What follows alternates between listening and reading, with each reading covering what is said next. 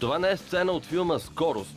Напротив, най-смелите и потенциално най-добри модели на 2009 вече са пристрастени към България, към нейните красоти и към хората тук. А когато има толкова много любов събрана на едно място, на човек няма как да не му се качи адреналина.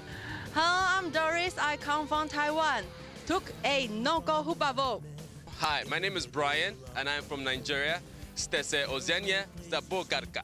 Междувременно репортерът на Календар подходи изключително непрофесионално, като също взе участие в екстремните занимания, но пък си заряза работата. За щастие, репортажът беше спасен от оператора Стефан Тодоров с изключителното участие на моделите.